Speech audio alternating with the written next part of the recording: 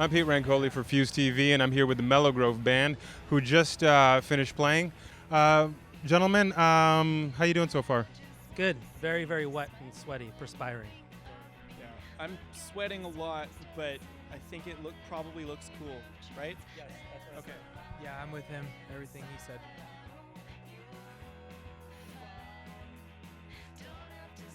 As far as Ages and Stages, which is a documentary done about the band, what did you think of it as far as the final result of that? I'm a lot smarter than I look in that movie. It was 90 minutes, though. With lots of time I to had a lot redeem of- yourself. Yeah. Yeah, you know what else was 90 minutes? The Phantom Menace. Mike's been so Star Wars obsessed lately. It's like as much as I'm like, Michael, I'm always like intrigued with what news Mike's got for me about Star Wars. Right. So that's been like the last. Phantom Menace is like 2 hours. Yeah, I was joking. Well, getting back to the question, did you feel like the documentary captured as much as you can capture the essence of a band in 90 minutes? Did you feel like it captured some of that? I guess so. It was really weird to watch. Personally, I don't know how you guys felt, but It's, it's fine. It's weird to watch. I find it really bizarre to watch yourself, so I don't know. If I was... Lots of got condensed for, storytelling purposes. Like, the 3 weird band breakdowns we had became one breakdown story. But it's like, you need a movie to make sense, right? So, Thinking full-length feature is the only way you could. yeah, you really want to elaborate on the narrative. Mike wants you to know all of his girlfriends.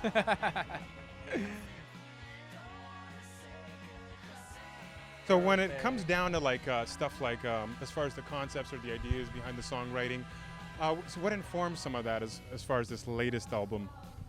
Well, that's a question for Darcy as much as it is for me. We split writing this record. Yeah.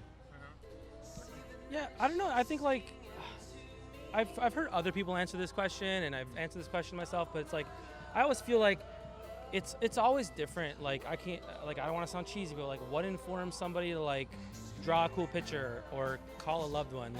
It's just it just happens sometimes. You think about it and you want to do it, and usually what you're talking about is pretty. I find at least the stuff that I write is very. This sounds negative, but broad. I like big ideas and big scopes, because that's kind of what we're thinking about all the time. That was kind of the opposite for this record.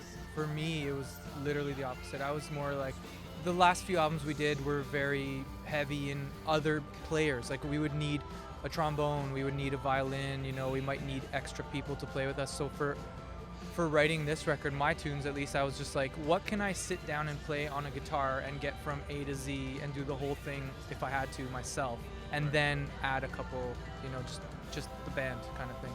Just trying to make it a little more simplified. And as far as how can you speak to the how this album evolved? As far as did anything in particular surprise you about it? Well, for me personally, definitely. We used to do everything.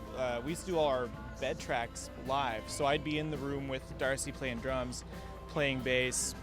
I would know just from feeling myself play that I wasn't screwing up or anything, but I wouldn't actually hear any of my bass until we were mixing.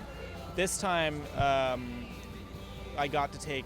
We didn't do it live, and I got to take 2 entire days to just sit down and finesse bass parts part by part, a moment by moment in the songs, and it was really fun and really interesting, and I loved it. Yeah, it felt very session style almost of recording, which we.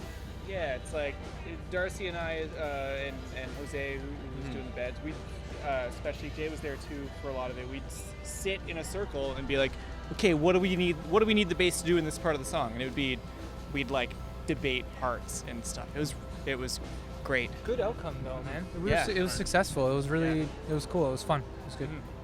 Did you want to add anything? No, they nailed it. They got it all. Actually, Brian's trying to be pretty timid, but Brian's got 2 songs on that record.